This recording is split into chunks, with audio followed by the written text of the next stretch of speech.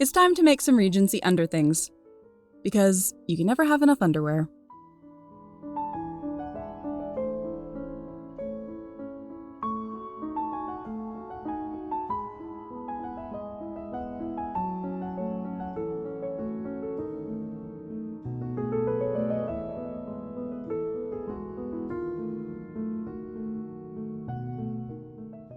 Claude of RetroClaude wanted to hand sew a Regency gown. I'll link the video explaining why in the description.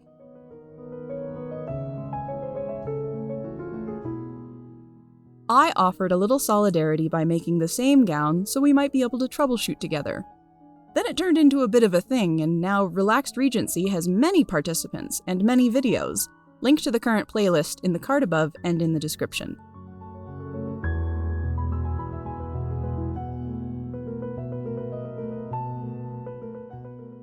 Before this project, I'd never made anything from the Regency period, so once again I'm starting with the basics: a shift, a set of short stays, and a petticoat held up with bracers.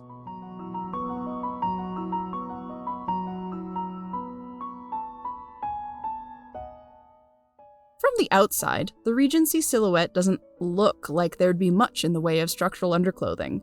It all just seems to flow, but there's a lot going on underneath those gauzy gowns.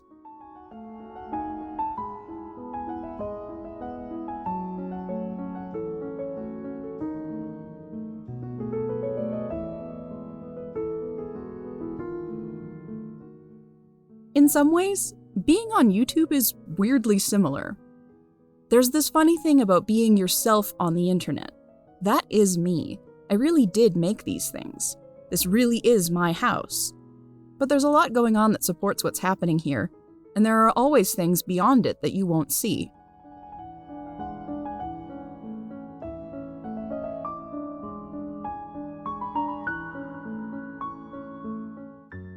John Green, novelist and one half of the Vlogbrothers on YouTube, spoke in a recent video about this extremely weird and paradoxical state.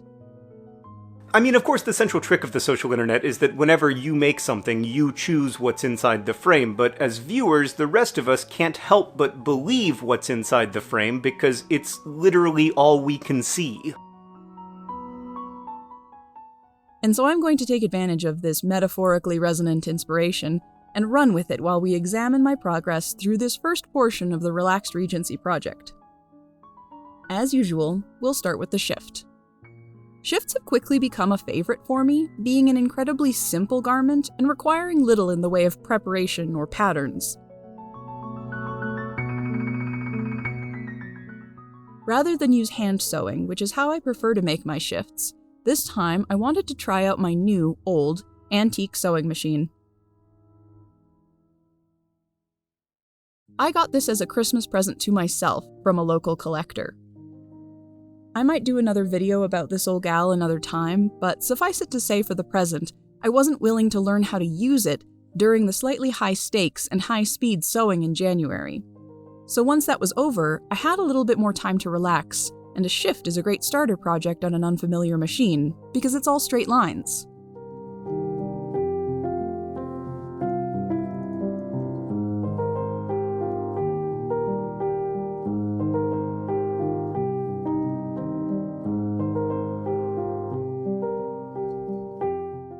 When I first started on YouTube, I drew several lines in the sand about what I would and wouldn't share on the channel.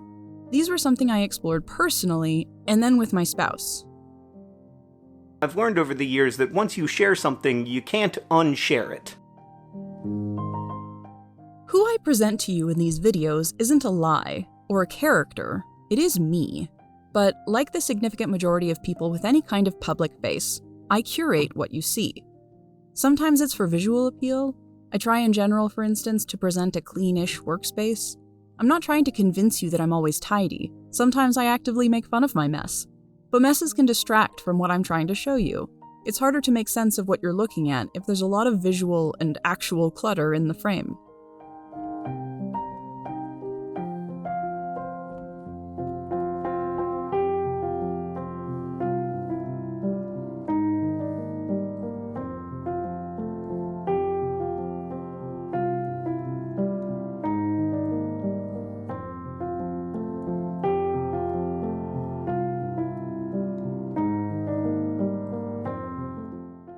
other times it's for personal protection. The parasocial relationship that occurs on the internet between viewer and creator can sometimes be a tricky one, and the more I share with you all, the higher the risk that someone will think that they know the real me, and they don't.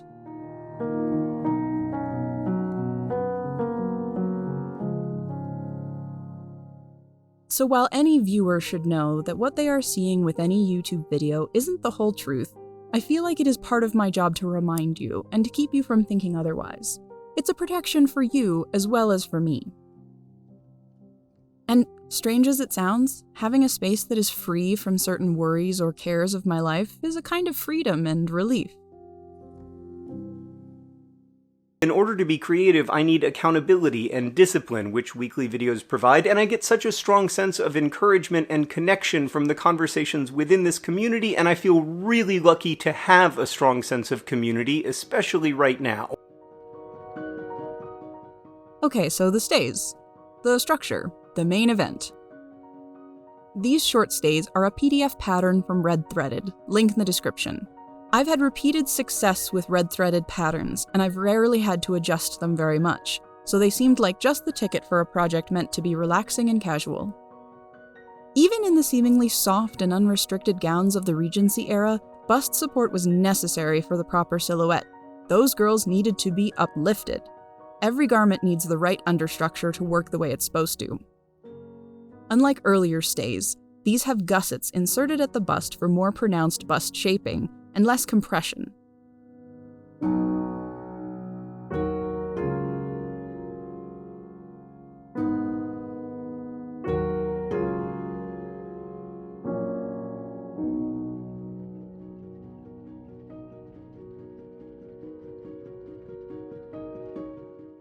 Red Threaded makes this pattern in a long version as well. I personally chose the short version because 1, I like the look of them, and 2, they're smaller and would take less time. Sometimes that's all you need. Like a lot of people, I don't thrive well without structure, be that a job, school, or other obligations.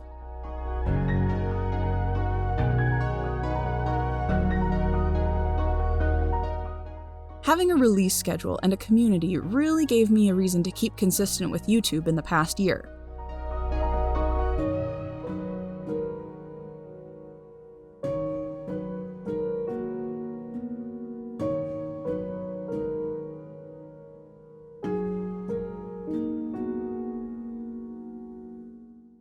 All of this was weaving in and out of my brain as I put together the first mock-up and the final version of the stays.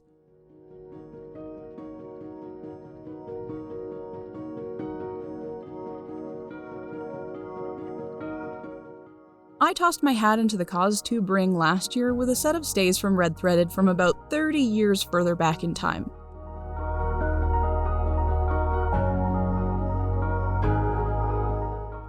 The difference 1 year can make is astonishing.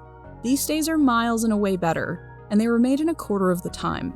That's due to experience and improved confidence, but it's also due to the creative energy that I derive from a positive community and the accountability that an audience and regular schedule hold me to. Alright, now the petticoat. Unlike petticoats that sit at the natural waist, these cannot be held up with ties, because my underbust is wider than what is below it. There are a variety of ways that Regency dressmakers dealt with this issue, from full bodiced petticoats all the way to the knitted invisible petticoat.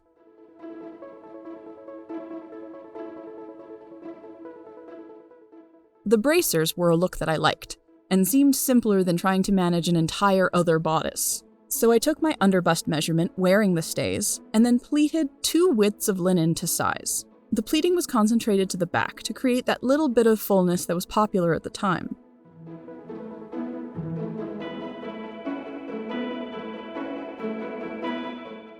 The hooks and eyes were sewn on first.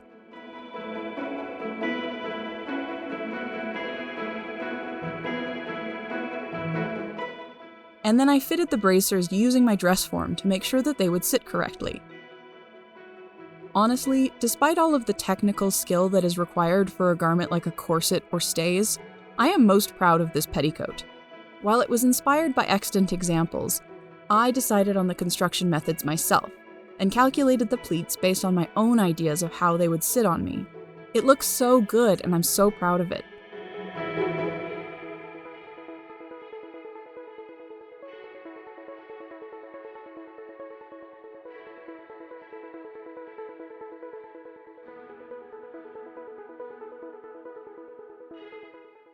This channel has videos of me in all manner of foundational garment, from pinup style underwear to corsets. I've shared real-life events and personal stories, and I'm glad to share what I do with you, and I'm glad that on the whole, folks seem to be enjoying it. But it's not all of me, and it never will be, and that's okay.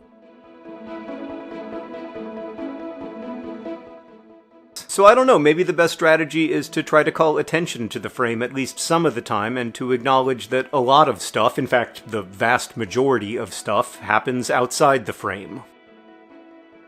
I'm glad at least to be able to share this part of myself with you, and hope that you continue to enjoy it. If you'd like a little bit more insight into the creation of these videos, you can join my Patreon to get advanced viewing of the videos, as well as regular updates on my progress through certain projects. Lots of other perks are also available. Check it out in the link below. I also accept Ko-fi donations if you prefer. Thank you very much to my patrons and Ko-fi donors. I really appreciate all of the support you are able to offer. Have an excellent week. We'll see you soon. But you can give them to the birds and bees. I want money.